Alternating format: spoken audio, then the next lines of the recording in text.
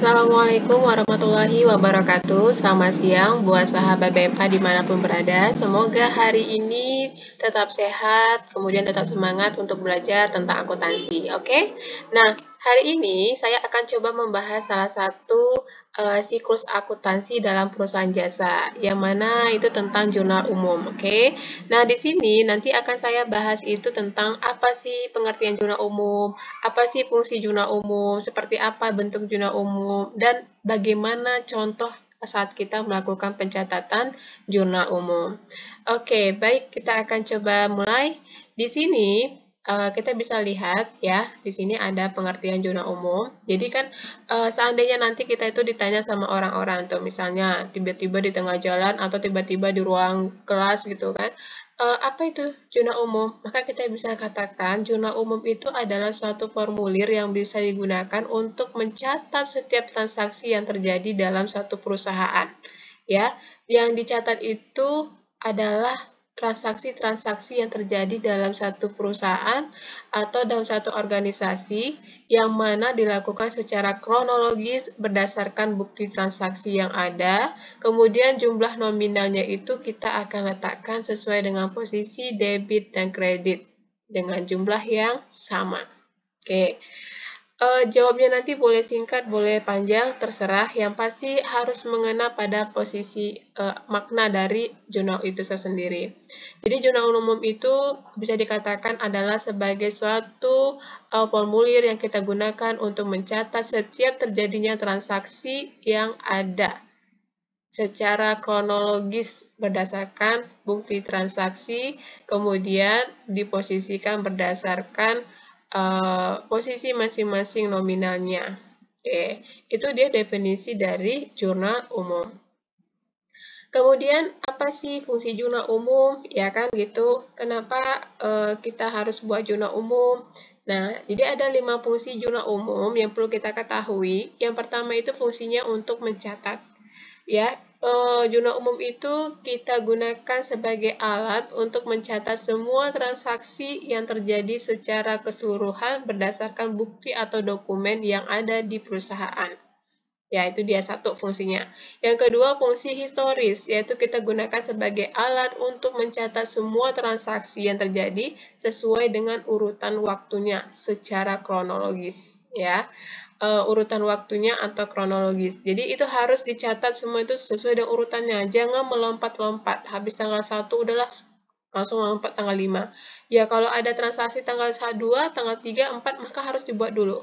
Jangan langsung melompat tanggal 5. Kemudian fungsinya adalah sebagai alat analisis dari bukti-bukti transaksi yang ada. Sehingga nantinya kita jelas letakkan di mana posisi nominal ini masing-masing atau akun ini masing-masing, apakah di debit atau kredit. Nah, ini dia jurnal umum. Fungsi analis. Kemudian 4 fungsi instruktif, yaitu di mana merupakan instruksi atau perintah dalam pemindahan bukuan ke dalam buku besar. Jadi sebelum kita pindahkan transaksi yang ada di bukti transaksi itu ke dalam buku besar, kita harus buat dulu jurnal umumnya. Jadi inilah fungsi jurnal umum. Jadi sebelum kita pindahkan atau posting ke buku besar, buat dulu jurnal umum, kita pindahkan transaksi-transaksi itu sesuai dengan nama akunnya dan posisi nominalnya masing-masing, kemudian baru bisa kita melakukan pemindahan ke buku besar. Kemudian fungsi informatif, ya. Fungsi informatif yaitu memberikan informasi mengenai transaksi yang terjadi sehingga kegiatan perusahaan terlihat jelas. Di jurnal umum ini kita bisa mengetahui apa ya yang terjadi selama satu hari ini di suatu perusahaan. Oh, misalnya katakan, oh tanggal 1 ternyata perusahaan PTX ini melakukan pembelian ini.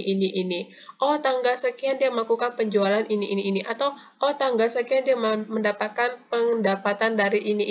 Dan lain sebagainya.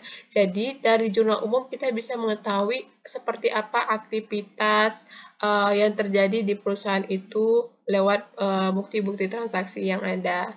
Dan kemudian dicatatkan kembali ke dalam jurnal umum. Jadi ini dia 5 fungsi dari jurnal umum. Fungsi mencatat, historis, analis, instruktif, dan informatif. Nah, ini dia. Jadi, jurnal umum itu memiliki fungsi, dan fungsinya itu secara masing-masing sudah dijelaskan, semoga sudah pada paham. Jadi, sekarang kita lanjut ke bentuknya. Jadi ketika kita diminta untuk membuat jurnal umum, jangan bingung-bingung lagi, jurnal umum itu yang seperti apa ya, gitu kan. Jangan, langsung tahu, oh jurnal umum, gampang gitu ya kan. Jadi gini, ini adalah bentuk jurnal umum. Kita bisa lihat bentuk jurnal umum seperti ini, simple ya, sederhana. Dan yang paling penting itu sebelum kita membuat jurnal umum, atau maksudnya belum melakukan pencatatan, kita harus buat dulu judulnya. Nah, judulnya ini dari mana? Dan judulnya ini dari ya perusahaan kita apa namanya? Oh, PT Alam Semesta. Oke, kita buat di sini nama PT-nya, nama perusahaannya, atau nama organisasinya, atau nama usahanya, letakkan di sini. Kemudian kita ini mau melaporkan apa? Oh, saya mau melaporkan tentang jurnal umum. Oke, buat jurnal umum di bawah nama perusahaan. Nah, kalau memang jurnal umum. Kemudian, ini untuk periode kapan? Oh iya, ini untuk bulan Oktober atau bulan Januari tahun 2018. Buat di bawahnya. Nah, jadi kalau sudah dibuat judulnya bagus-bagus seperti ini kan kita gampang. Oh, ini laporan jurnal umum milik PT Alam Semesta periode untuk bulan Januari 2018. Nah, gampang kan? Nah, kemudian baru kita bisa buat seperti ini tabelnya. Oke. Tabelnya itu hanya terdiri dari 5 kolom. Kolom tanggal, keterangan, ref, debit, dan kredit.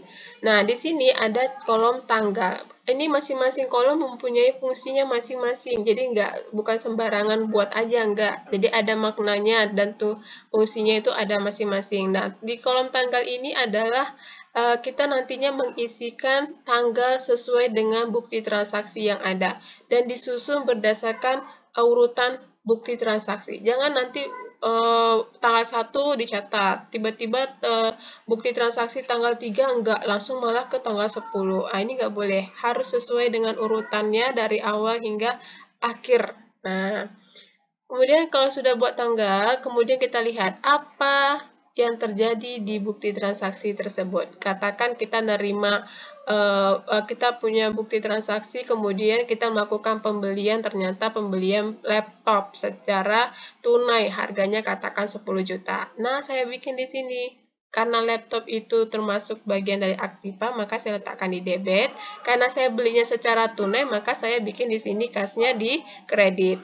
Nah, kemudian ref ini kita akan gunakan untuk bisa berbentuk tanda centang ya, atau bikin nomor akun. Tanda centang ini menandakan, atau nomor akun ini menandakan kita sudah melakukan pemostingan ke buku besar. Jadi bisa pilih salah satu, mau nomor akun atau centang, terserah ya. Kemudian debit dan kredit. Nah, ini isinya tentang jumlah atau nominal yang ada di bukti transaksi. Katakan tadi dia transaksinya 10 juta. Berarti ya udah di debitnya 10 juta, di kreditnya 10 juta. Jadi ini harus sama. Debit dan kredit ini nominalnya harus sama-sama 10 juta. Jangan nanti satu di sini 10 juta, di sini 1 juta. Maka ini nggak sama, nggak balance, berarti salah. Jadi harus sama-sama 10 juta. Kalau nominalnya memang 10 juta. Oke, ya inilah dia bentuk dari jurnal umum. Fungsi tanggal untuk mencatatkan tanggal transaksi yang terjadi. Fungsi keterangan dan akun ini mencatatkan nama akun dari transaksi yang terjadi, apakah dia kas, apakah dia utang, apakah dia pembelian, dan lain sebagainya. Ref ini kita gunakan sebagai bentuk untuk tanda sudah melakukan pemostingan ke buku besar. Bisa boleh tentang, boleh juga nomor akun. Kemudian di sini ada debit dan kredit. Fungsinya adalah untuk mencatatkan jumlah nominal sesuai dengan bukti transaksi yang sudah tertulis di bukti transaksi. Oke, inilah dia bentuk jurnal umum. Saya rasa juga sudah pada paham ya. Jadi nggak usah perlu dihafal, tapi perlu dipahami dan diingat saja. Kalau sudah disuruh misalnya buat jurnal umum, oh kita langsung ingat, oh ya kolomnya ada 5, tanggal, keterangan, ref, debit, dan kredit. Jangan lupa judulnya, nama perusahaan, nama laporan, kemudian periode laporannya. Oke, itu dia. Ya, inilah dia bentuk jurnal umum. Oke, kalau kita sudah tahu pengertian jurnal umum, sudah tahu fungsi jurnal umum, sudah tahu bentuk jurnal umum, berarti kita sudah bisa dong buat pencatatannya. Nah, ini dia saya bikin. Ya, saya sudah menyiapkan soalnya dan juga jawabannya untuk mempersingkat waktu. Jadi saya sudah siapkan terlebih dahulu. Jadi tinggal menjelaskan dan biar gampang ya. Di sini ada transaksi, kita anggap ini adalah transaksi yang terjadi di bukti transaksi ya, tapi saya tuliskan kembali dalam bentuk kalimat. Oke. Di sini ada tanggal 1 Januari 2018, kemudian ada transaksinya itu yang menyatakan bahwasanya pada tanggal 1 Januari ini, Pak Abadi ini membuka sebuah kantor konsultan pajak dengan melakukan investasi uang tunai ke dalam perusahaan, nominalnya 150 juta. Oke, jadi sebelum kita melakukan pencatatan ke dalam jurnal umum, kita harus lebih dahulu menganalisa, memahami apa sih maksud dari transaksi itu. Apa sih yang dinyatakan di sana, jadi biar kita nggak salah dalam melakukan pencatatan. Yang pertama yang kita ketahui bahwasanya tanggal transaksi tanggal 1 Januari 2018. Oke, silakan kita pindahkan. Kemudian yang kedua, kita ketahui Pak Abadi ini baru buka kantor konsultan pajak. Dan pada saat membukanya, dia melakukan investasi uang tunai. Ingat, di sini ada kata investasi uang tunai. Berarti yang dia investasikan itu dalam bentuk uang tunai. Nah, uang tunai dalam perusahaan itu diakui sebagai akun kas. Oke, ketika diinvestasikan uang tunai ke dalam perusahaan, maka yang bertambah adalah kas. Kas itu termasuk ke dalam kategori atau kelompok akun harta atau aktiva. Maka ketika aktiva bertambah, maka dia letaknya di debit. Oke, nah di sini makanya saya buat dia di debit kasnya. Karena apa? Karena kas ini adalah bagian dari kelompok akun aktiva. Nah, kemudian karena dia menginvestasikan uang tunai ke dalam perusahaan, otomatis yang bertambah adalah modal. Modal siapa? Modal Pak Abadi. Nah, modal ini itu sama dengan ekuitas dalam kelompok ekuitas. Nah, ekuitas ketika bertambah, maka posisinya adalah di kredit. Ini dia. Ya, jadi kita harus ada sedikit ketukan, ya, sekitar 5 ketukan ke depan untuk nama akun atau keterangan dari posisi kredit ya. Jadi biar membedakan antara debit dan kredit. Nah, kita bikin seperti ini. Ada ketukan 5 ketukan, sekitar 5 ketukan ke depan. Modal abadi ya. Oke. Jumlahnya berapa? Jumlahnya kan tadi yang diinvestasikan itu 150 juta. Berarti saya bikin sini 150 juta, di sini juga saya bikin 150 juta. Jadi kalau seperti ini jadinya seimbang. Kalau kita jumlahkan ke bawah, maka dia sama-sama 150 juta. Inilah cara melakukan pencatatan ketika ada transaksi seperti ini. Nah, kita harus terlebih dahulu itu menganalisa, kemudian memahami soal. Setelah paham, baru kita bisa melakukan pencatatannya ke dalam jurnal umum. Seperti ini. Nah, di sini ref-nya saya masih kosongkan, karena di sini saya anggap dia belum dilakukan pemostingan ke buku besar. Jadi saya kosongkan. Oke, kemudian ini kalau contohnya seperti ini. Ya, kemudian di sini saya kasih contoh lagi. Soalnya tanggalnya sama, kasusnya sama, yang membedakan itu di sini Pak Abadi itu tidak hanya menginvestasikan uang tunai, tapi juga dia ada kendaraan 25 juta, peralatan 10 juta. Nah, bagaimana cara kita melakukan pencatatannya? Oke. Kata kuncinya adalah menginvestasikan uang tunai, menginvestasikan kendaraan, kemudian peralatan. Jadi ada 3 bentuk investasi yang dilakukannya. Pertama, uang tunai berarti kas. Kasnya akan bertambah 150 juta. Kemudian kendaraan. Kendaraan ini termasuk ke dalam kelompok aktiva atau harta. Maka ketika bertambah ke dalam perusahaan, kita letakkan di debit, kemudian nominalnya juga letakkan ke debit 25 juta. Kemudian dia apalagi peralatan. Peralatan ini akan bertambah ke perusahaan. Nah, peralatan ini termasuk ke dalam kategori aktiva juga. Ketika bertambah, maka letakkan di debit. Nominalnya juga di posisi debit 10 juta. Nah, karena ini diinvestasikan, otomatis modal Pak Abadi akan bertambah dalam bentuk kas, dalam bentuk kendaraan, dalam bentuk peralatan. Berapa jumlahnya? Jumlahnya itu dijumlahkan semua ini. Oh, ternyata 150 juta tambah 25 juta tambah 10 juta, maka modal Pak Abadi itu sebesar 185 juta, kita buat posisinya ke dalam kredit. Ya, ini dia ke kolom kredit. Jadi kalau kita buat jumlahkan ke bawah, ini nanti akan sama-sama jumlahnya 185 juta. Oke, seperti itu dia. Ya, jadi bedanya kalau dia cuma menginvestasikan uang tunai ya sudah, berarti di sini uang tunai, kemudian di sini kita bikin temannya modal Pak Abadi. Kalau dia investasikan di awal itu ada uang tunai, ada kendaraan, ada peralatan, maka dia kita buat di sini adalah kendaraan, peralatan, kas, baru temannya modal Pak Abadi. Nah, kalau misalnya nggak ada uang tunai, cuma ada kendaraan, berarti ya udah kita bikin kendaraan, diinvestasikan, kemudian di sini kita bikin modal Pak Abadi. Oke. Nah, inilah dia contoh bagaimana pencatatan di jurnal umum ketika kita melakukan namanya suatu investasi ke dalam perusahaan, ya. Ya, ini bentuknya perusahaan perseorangan ya, karena dia di sini saya bikin pakai modal Pak Abadi, berarti ini bentuk perusahaannya perseorangan. Perusahaan jasa milik perseorangan, karena di sini ada kantor konsultan pajak. Oke. Nah, kemudian contoh soal berikutnya seperti ini. Ya, saya buat tanggal 2 Januari, Pak Abadi itu melakukan pembelian peralatan kantor senilai 5 juta. Oke, kita analisa lagi, kemudian kita pahami lagi soalnya. Kalau sudah paham, baru kita melakukan pencatatan. Nah, di sini kita ketahui tanggalnya 2 Januari 2018, berarti saya buat di sini tanggal 2 Januari 2018.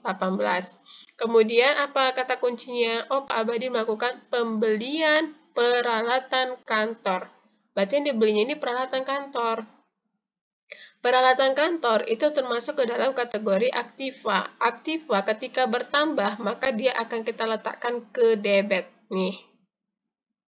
Oke, kemudian kita belinya secara apa ini? Tunai apa kredit? Ketika dalam transaksi itu tidak dinyatakan kata kredit, tidak dinyatakan kata tunai, tidak ada syarat pembayaran, tidak ada faktur, tidak ada lain sebagainya, maka kita nyatakan bahwa itu dibeli secara tunai. Otomatis ketika kita beli tunai, uang perusahaan akan berkurang. Nah, uang perusahaan berkurang, kita bikinlah di situ kas. Ya, uang dalam perusahaan kita ganti jadi akun kas. Nah, kas ketika berkurang, atau kas ini kan aktiva. Aktiva ketika berkurang, maka dia akan letakkan di posisi kredit. Nilainya 5 juta. Nah, peralatan kantornya di debit 5 juta, kasnya berkurang di kredit 5 juta, posisinya makanya akan jadi sama-sama 5 juta. Itu dia. Kemudian, saya bikin lagi contoh. Tanggal 3 Januari 2018, Pak Abadi ini melakukan pembelian perlengkapan kantor secara tunai senilai 1.200.000. Oke, kita analisa lagi soalnya. Kita pahami lagi transaksinya. Oh, ternyata di tanggal 3 Januari 2018 itu Pak Abadi melakukan pembelian. Apa yang dibeli? Perlengkapan kantor. Perlengkapan kantor ini termasuk ke dalam kelompok aktiva. Nah, ketika aktiva bertambah, maka dia akan kita letakkan di posisi debit.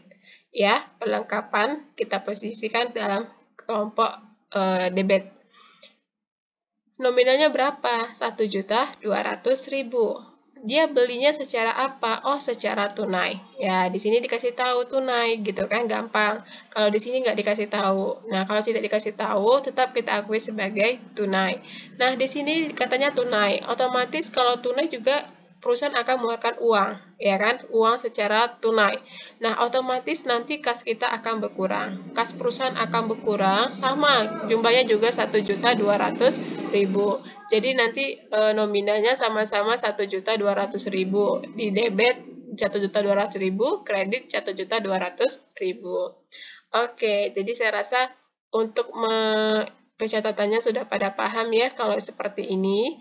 Yang perlu diingat itu adalah harus bisa membedakan antara peralatan kantor dengan perlengkapan kantor ya. Di sini ada peralatan kantor. Peralatan kantor ini apa bedanya dengan perlengkapan kantor? Ya, beda perlengkapan kantor dengan peralatan kantor itu, kalau peralatan kantor dia memiliki masa manfaatnya lebih dari 1 tahun, ya kan? Nah, kalau sedangkan perlengkapan kantor itu, dia masa manfaatnya tidak lebih dari 1 tahun. Jadi, beda dari peralatan dengan perlengkapan terlihat dari masa manfaatnya. Jadi jangan salah, kalau memang di sini dikatakan peralatan kantor, maka kita akan buat di sini peralatan kantor. Tapi kalau di sini dikatakan perlengkapan kantor, maka kita buat di sini juga perlengkapan kantor. Oke, dua-duanya ini termasuk ke dalam kelompok aktiva. Tapi bedanya di sini satu aktiva tetap, di sini aktiva lancar. Kenapa ada tetap dan lancar? Karena di sini terlihat dari masa manfaat penggunaannya. Karena masa manfaat penggunaan peralatan itu lebih dari 1 tahun, maka kita bikin dia aktiva tetap. Tapi karena perlengkapan kantor itu masa manfaatnya tidak lebih dari 1 tahun, maka kita buat dia di aktiva lancar. Oke, saya rasa ini udah pada paham. Kita masuk lagi ke berikutnya. Nah, di sini ada tanggal 6 bulan 1 2018, ada transaksi. Pak Abadi ini membayar sewa kantor untuk 1 tahun. Oke. Dia bayar sewa kantor untuk 1 tahun, jumlahnya 5 juta. Tidak ada keterangan debit, tidak ada keterangan kredit atau tunai, maka kita anggap ini pembayarannya secara tunai. Oke, kita analisa dulu, kemudian kita pahami dulu, baru kita lakukan pencatatan. Nah, di sini kita temukan kata kuncinya. Pak Abadi itu membayar sewa kantor untuk 1 tahun. Nah, oke. Untuk 1 tahun, dia sudah bayar di tanggal 6. Artinya di sini kita sudah bayar duluan, padahal kita belum menjalani sewa kantor itu. Oke. Ya, jadi artinya apa? Berarti di sini kita akan menimbulkan atau membuat akun sewa kantor dibayar di muka. Sewa kantor dibayar di muka. Kenapa sewa kantor dibayar di muka? Karena kita sudah bayar tapi belum kita jalani. Nah, ini dia kita letakkan di debit. Ini pendekatan neraca namanya ya. Nah, kita letakkan di debit, nominalnya 5 juta. Kemudian karena kita sudah bayarnya secara tunai, otomatis uang kas perusahaan juga akan berkurang. Kita letakkan dia di posisi kredit. Itu dia. Jadi nanti sama-sama jumlahnya akan 5 juta. Jadi kalau timbul pertanyaan, loh kok nggak dibikin beban aja gitu kan? Nggak, kenapa? Karena ini belum kita akui sebagai beban, karena memang kita belum jalani, belum kita lewati atau lalui. Jadi makanya kita buat di sini sewa di kantor dibayar muka. Jadi kita anggap sudah dibayar, tapi belum kita jalani masa penyewanya, masa sewanya gitu. Nah, di sini maka saya buat sewa kantor dibayar di muka. Oke, kemudian di sini saya akan kasih contoh tanggal 15 Januari 2018, tetap Pak Abadi membayar sewa kantor untuk bulan Januari 500.000. Nah, ini dia. Kalau di sini ada kata-kata untuk sewa kantor 1 tahun, di sini tidak ada kata 1 tahun, tapi untuk bulan Januari. Bulan Januari, nah, berhubung di sini juga transaksinya dalam periode yang sama, maka kita akan akui langsung ini sebagai beban sewa kantor. Nih, di sini dia. Saya akan akui sebagai langsung pendekatan ikhtisar laba rugi namanya. Ya, kalau di sini pendekatan neraca, di sini pendekatan ikhtisar laba rugi. Nah, di sini kita akui beban sewa kantor karena dia tidak ada kata-kata untuk 1 tahun, untuk 2 bulan, untuk 3 bulan, dan sebagainya.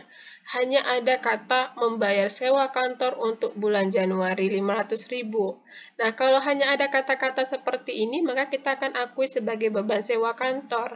Atau dia misalnya katakan, Pak Abadi membayar sewa kantor 500.000. Otomatis itu kita akan akui sebagai beban sewa kantor. Nanti kita buat di sini di debit 500.000. Karena di sini bayarnya tidak ada keterangan kredit, tidak ada kata faktur, tidak ada kata syarat-syarat apapun, maka kita buatlah di sini dia membayarnya secara tunai, maka otomatis kas kita juga akan berkurang. Nah, letakkanlah kas kita itu nominalnya di sebelah kredit sebesar 500.000. Jadi nanti sama-sama jumlahnya debit dan kredit itu adalah 500.000 rupiah. Oke, jadi ini ya membedakan antara yang di sini dengan yang di sini. Satu kita akui sebagai pendekatan neraca, satu lagi pendekatan ikhtisar laba rugi. Nah, di sini kita akan anggap dia sebagai aktiva, di sini kita anggap sebagai beban. Nah, bedanya itu kalau di sini pakai masa untuk sekian tahun, kalau ini untuk pembayaran pada periode itu juga, gitu ya kan? Pada periode yang sama, gitu, pada bulan yang sama. Jadi otomatis kita akan akui sebagai beban sewa, bukan sewa dibayar di muka. Oke, saya rasa untuk ini juga sudah bisa membedakan ya antara kapan kita akui sebagai sewa dibayar muka, kapan kita akui sebagai beban sewa. Oke, nah selanjutnya ini ada contoh lagi ya. Tanggal 13 Januari 2018, Pak Abadi melakukan pembelian laptop senilai 10 juta. Oke. Dia belinya dari toko Bahagia dan baru dilakukan pembayaran senilai 6 juta, sedangkan sisanya akan dibayar kemudian. Oke, kita analisa kembali ya. Kita analisa ini transaksinya tanggal 13 Januari, kemudian Pak Abadi ini yang dibelinya adalah laptop. Ya, jumlah nominal laptop itu harganya 10 juta. Kalau kita beli laptop, maka laptop akan bertambah di perusahaan kita. Ya kan? Jadi ada harta aktiva yang bertambah di perusahaan kita dalam bentuk laptop. Otomatis karena laptop adalah aktiva, maka kita akan aktiva bertambah, maka kita letakkanlah dia di debit. Posisi normalnya aktiva bertambah, maka diletaknya di debit. Dalam bentuk laptop. Laptop saya buat di sini jumlahnya 10 juta. Oke. Dah. Kemudian ada lagi kata kuncinya. Pak Abadi ini ternyata baru bayar 6 juta. Dari 10 juta yang baru dibayar 6 juta, sedangkan sisanya akan dibayar kemudian. Oke, artinya yang baru kita keluarkan uang kas perusahaan itu 6 juta.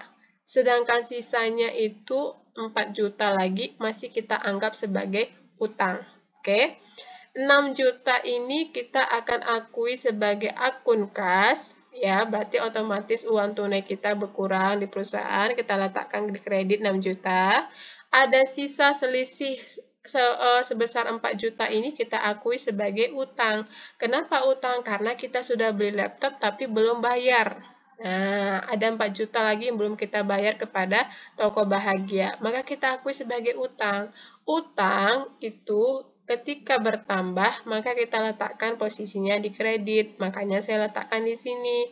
Jumlahnya 4 juta. Jadi kalau kita jumlahkan, 4 juta tambah 6 juta, nominalnya akan 10 juta. Nah, 10 juta di kredit, 10 juta pula di debit. Maka nanti ini sudah sama. Oke, itu dia ya. Jadi kalau kita beli laptop, berarti otomatis laptop di perusahaan bertambah. Laptop aktiva berarti harta bertambah dalam bentuk laptop, letakkan di debit, nominalnya 10 juta. Kemudian karena bayar secara tunai 6 juta, otomatis kas kita berkurang, 6 juta letakkan di kredit. Ada sisanya 4 juta lagi belum kita bayar, kita akui sebagai utang usaha. Utang usaha bertambah, letakkan di kredit 4 juta. Maka nanti jumlah debit dan kredit ini akan sama-sama 10 juta. Itu dia. Oke, kemudian di sini ada lagi tanggal 13 Januari. Pak Abadi itu melakukan pembelian laptop secara kredit senilai 10 juta dari toko Bahagia. Nah, ini dia langsung ya, langsung dikatakan secara kredit senilai 10 juta dari toko Bahagia. Nah, dia sama sekali belum ada bayar. Artinya kalau belum ada pembayaran sama sekali, ya udah kita akui aja langsung laptopnya kita bertambah di perusahaan 10 juta, kemudian utang kita juga bertambah 10 juta di kredit, diletakkan nominalnya di sini. Sama-sama 10 juta. Karena belum ada kita bayar sedikit pun, maka kita akui semuanya 10 juta itu utang. Nah, jadinya pencatatannya seperti ini. Kalau ini kan bedanya dengan ini sudah kita bayar sebagian, 6 juta udah kita bayar. Kalau di sini sama sekali tidak ada pembayaran apapun di awal. Ya, belum ada kita sama sekali membayar apapun. Jadi, masih sebesar 10 juta itu full kita anggap sebagai utang usaha. Oke, ini dia. Kemudian, ini dia ya perbedaannya ya, jadi jangan salah lagi. Kemudian nanti di sini ada lagi contohnya, saya tanggal 14 bulan 1 2018 menerima pembayaran jasa honorarium atas urusan pajak klien senilai 5 juta. Jadi kita ketahui tanggal 14 ya, transaksinya tanggal 14. Kemudian di sini katanya menerima pembayaran jasa honorarium. Berarti kita menerima pembayaran jasa. Kita sudah memberikan jasa kepada klien kan atas urusan pajak mereka. Kemudian kita menerima jasa honorarium kita. Ketika kita menerima jasa berarti kita akan menerima uang. Ya, karena yang kita terima memang uang senilai 5 juta. Karena uang bertambah berarti kita akan buat di sini akun kas bertambah. Nah, kan kita menerima jasa dalam bentuk uang, uangnya 5 juta, berarti kas kita bertambah 5 juta di debit. Oke, kemudian karena kita menerima jasa, itu berarti kan kita akui sebagai pendapatan jasa kita atas apa yang sudah kita berikan kepada klien. Karena kita sudah membereskan urusan pajak mereka, maka kita akan mendapatkan pendapatan jasa. Nah, pendapatan jasa itu secara posisi normalnya jika bertambah akan diletakkan di kredit. Nah, kita buat di sini kredit 5 juta, jadi sama-sama 5 juta debit dan kreditnya. Oke, jadi caranya itu kita menganalisa ini masuk ke akun apa ya, gitu kan. Lihat aja dulu soalnya, menerima pembayaran jasa. Oh, menerima pembayaran jasa berarti ini kan jadi pemasukan buat perusahaan kita kan. Berarti kita menerima pendapatan. Oh, pendapatannya dalam bentuk apa? Oh, dalam bentuk uang. Uang ini berapa? 5 juta. Nah, kalau dalam bentuk uang, otomatis kas kita yang bertambah. Nah, karena ini menerima atas jasa yang sudah kita berikan, berarti ini kita akui sebagai pendapatan jasa.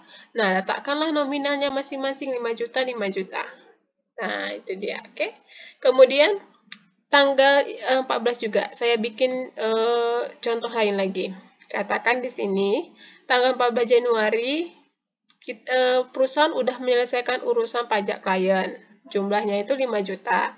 Tapi ternyata kita baru terima 3 juta, sisanya baru di bulan depan. Gimana lagi nih ya kan? Kalau di sini kan kita sudah terima semuanya uangnya, 5 jutanya itu semua udah kita terima langsung.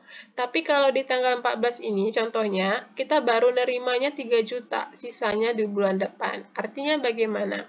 Artinya kita ambil kata kuncinya, kita udah menyelesaikan urusan pajak klien 5 juta. Seharusnya kita nerima pendapatan jasa itu 5 juta, ya kan? Baca kita buat di sini pendapatan jasa 5 juta. Oke, di posisi kredit. Tapi baru diterima 3 juta. Berarti saya bikin di sini baru terima 3 juta. Dari 5 juta pendapatan jasa kita baru nerima uangnya 3 juta. Otomatis kas yang baru kita terima itu 3 juta. Ada sisa, ya ada sisa di sini selisih 5 juta dan 3 juta, ada 2 juta lagi belum kita terima uangnya, dan katanya baru diterima di bulan depan. Artinya di sini kita akan mengakui piutang usaha. Piutang usaha itu artinya kita sudah menyelesaikan urusan, tapi uangnya belum kita terima. Atau dengan kata lain, pihak klien berutang ke kita. Kalau utang usaha, kita yang berutang ke orang. Tapi kalau piutang usaha, orang yang berutang ke kita. Kita udah kasih jasa. sudah menyelesaikan jasa kita kepada klien, tapi klien belum bayar uangnya, maka kita akan anggap sebagai piutang usaha. Nah, ini dia, 2 juta. Jadi, dari jumlah 5 juta pendapatan ini, yang baru kita terima uangnya 3 juta, kita bikin kasnya 3 juta, sisanya 2 juta lagi, maka kita akui sebagai piutang usaha. Kita tetap dicatat, tapi dalam bentuk akun piutang usaha. Jadi jangan dibiarin, kalau kita cuma catat 3 juta sama 5 juta, nanti nggak balance. Tapi kita harus tetap catat sisanya, selisihnya 2 juta itu sebagai piutang usaha, baru nanti jumlahnya akan balance, sama-sama 5 juta kalau kita jumlahkan ke bawah. Oke, ya. Jadi ini bedanya ya. Kalau di sini uangnya sudah kita terima semua, jadi kita akui semua, kasnya 5 juta, pendapatannya 5 juta. Kalau di sini kita baru mengakui kas kita itu 3 juta, sisanya 2 juta piutang. Nah, gitu dia bedanya ya. Oke, selanjutnya ini. Selanjutnya ini tanggal 17 ya, 17 Januari 2018. Saya menerima pembayaran piutang dari klien senilai 1.500.000 ya. Tanggalnya jangan lupa pindahkan kemari. Kemudian kita analisa soalnya dulu, kemudian kita pahami soalnya. Oh, ternyata tanggal 17 Januari itu kita menerima piutang, menerima pembayaran piutang. Artinya kita menerima uang dari klien atas pembayaran jasa kita yang belum dibayarnya di minggu lalu kah atau di bulan lalu kah. Nah, dia baru bayarnya sekarang tanggal 17. Maka otomatis kita akan akui kas. Menerima pembayaran piutang, berarti perusahaan akan mendapat uang kas di debit 1.500.000. Karena sudah dibayarkan piutangnya, maka kita akui sebagai piutang usaha itu berkurang. Oke. Tadinya dia berpiutang. Tadinya ada orang, klien, berpiutang ke kita 1.500.000. Tapi pada tanggal 17 Januari, dia melakukan pembayaran. Otomatis uang kas kita terima, piutangnya kita anggap berkurang. Sebesar 1.500.000. Letakkan posisinya masing-masing. Kasnya bertambah di debit, piutang berkurang itu posisinya di kredit, karena piutang itu termasuk ke dalam kelompok aktiva. Ketika aktiva berkurang, maka kita akan buat dia di kredit. Oke. Nah, kemudian di tanggal 21 itu kita melakukan pembayaran utang. Kalau di sini kita menerima piutang, di sini kita melakukan pembayaran utang. Nah, kita melakukan pembayaran utang kepada toko Bahagia. Kita katakan di sini kita bayar utang kepada toko Bahagia, jumlahnya 3 juta. Jumlahnya 3 juta ya. Oke, 3 juta kita bayar pembayaran utang kepada toko Bahagia, berarti artinya kita bayar utang. Berarti utang kita berkurang. Utang ketika kita bayarkan akan berkurang, maka letaknya di kredit, maka letaknya akan di debit. Nah, kalau bertambah utang di kredit, kalau utang berkurang di debit. Nah, sekarang kita bayar utang, otomatis utang kita berkurang kepada toko Bahagia, ya kan? Utang berkurang, debit nominalnya 3 juta. Karena kita bayar utang, otomatis uang kas perusahaan akan berkurang. Kalau kas perusahaan berkurang, otomatis ya letakkannya di kredit, ya kan? Kreditnya di kolom kredit 3 juta. Jadi sama-sama posisinya 3 juta, ya. Ini dia cara melakukan pencatatan.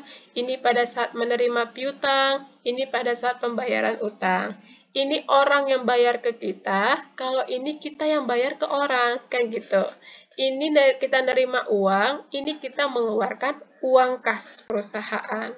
Oke, inilah bedanya antara pencatatan piutang dan pencatatan utang. Oke, jadi saya rasa untuk penjelasan contoh pencatatan jurnal umumnya sudah sudah saya jelasin seperti apa ya, dari masing-masing contoh gitu kan, ada saya bikin perbedaannya, kalau seperti ini begini, kalau seperti ini begini gitu kan. Dan saya merasa mudah-mudahan nih adik-adik semuanya, sahabat BMA dimanapun berada, bisa paham setelah mendengarkan penjelasan ini, jadi bisa tahu, oh iya ya, ternyata seperti ini, oh iya ya, oh iya gitu ya kan. Jadi mudah-mudahan saja dengan begini bisa lebih paham lagi nantinya ke depan ya. Bagaimana cara memahami, cara melakukan pencatatan zona umum. Oke, jika ada pertanyaan bisa dikasihkan pertanyaan komentar di kolom komentar ya. Mungkin ada yang mau ditanyakan, Kak, kok seperti itu, Kak, kok bisa seperti ini dan sebagainya. Silahkan berikan komentarnya atau pertanyakan di kolom komentar. Nanti saya akan coba bahas atau balas di sana.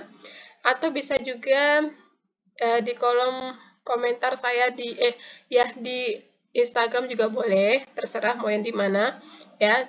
Jadi inilah dia contoh soal dan penjelasan tentang zona umum.